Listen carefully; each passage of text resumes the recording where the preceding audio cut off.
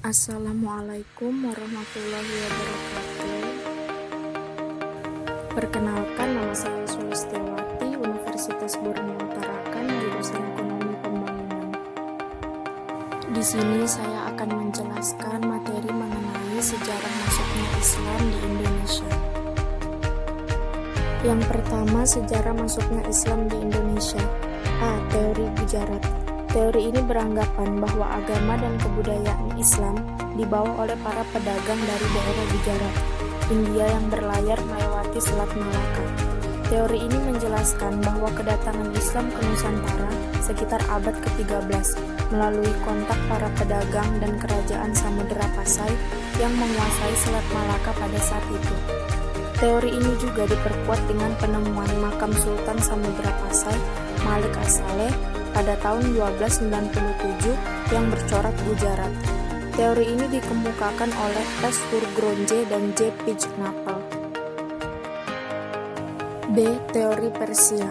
Husain Jajadiningrat, sejarawan asal Banten, adalah orang yang pertama kali mengenalkan teori Persia. Menurut teori Persia, kedatangan Islam ke Indonesia berasal dari daerah Persia atau Parsi, yang kini dikenal dengan negara Iran. Dalam memberikan argumentasinya, Husain memfokuskan pada persamaan budaya dan tradisi yang berkembang di antara masyarakat Persia dan Indonesia. Tradisi tersebut antara lain seperti merayakan 10 Muharram atau 1 Suro. Budaya lain yang dianggap sama adalah ukiran kaligrafi pada batu nisan yang dipakai di banyak pemakaman Islam. C. Teori Makkah. Teori ini pertama kali diperkenalkan oleh salah seorang ulama dan sastrawan Indonesia, yaitu Profesor Buya Hamka. Beliau mengatakan bahwa masuknya Islam di Indonesia pertama kali dibawa oleh orang Arab sekitar abad ke-7 Masehi. Menurut Hamka, kedatangan awal bangsa Arab tersebut tidaklah dipengaruhi oleh faktor ekonomi, tetapi lebih kepada motivasi dan dorongan untuk menyebarkan agama Islam. Teori Makkah ini juga disampaikan oleh Hamka untuk menyangkal teori Gujarat tentang masuknya Islam di Indonesia. Yang kedua, perkembangan Islam di Indonesia. Agama Islam yang telah masuk ke wilayah Indonesia tentu saja dapat mengubah budaya di Indonesia. Budaya lokal yang sudah ada di Indonesia sejak lama itu mulai berubah dengan budaya Islam. Pada saat itu, ajaran dalam agama Islam di wilayah Indonesia mudah diterima karena disebabkan dengan adanya beberapa faktor. Di antaranya ialah 1. Ajaran dalam agama Islam begitu sederhana, yakni mudah untuk dimengerti dan mudah diterima.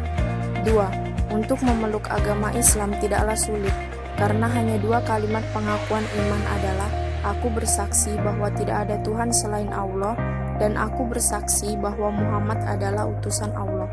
3. Upacara dalam keagamaan Islam begitu sederhana dan tidak sulit. 4. Islam tidak mengakui kasta yang membedakan orang menurut kelompok mereka. Islam mengajarkan kesejahteraan dan persamaan. 5. Islam menyebar sangat dengan damai.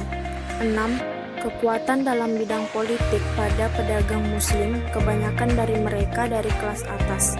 7. Muslim dianggap kuat dalam urusan militer. 8. Runtuhnya dalam suatu kerajaan Majapahit dan kerajaan Sriwijaya merupakan penyebab kuat bagi perkembangan pesat kerajaan Islam di wilayah Indonesia. 9. Islam telah mengajarkan bahwa ibadah dapat dilakukan di mana saja, di mana tempat itu suci dan tidak selalu harus menetap di daerah-daerah tertentu karena takut tidak dilindungi oleh adanya Tuhan. 10. Untuk menyajikan dan merealisasikan otoritas suci, di mana pengkhotbah menulis teks yang dimengerti dan dihafalkan. 11. Islam mengajarkan moralitas penduduk asli. 12. Pengkhotbah pandai menyembuhkan obat sehingga sangat populer di kalangan masyarakat adat.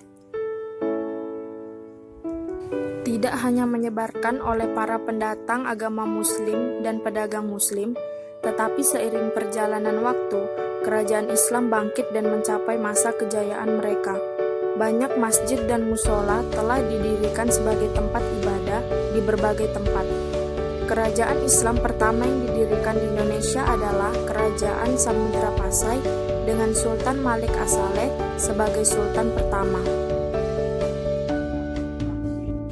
Yang ketiga, tantangan Islam di Indonesia.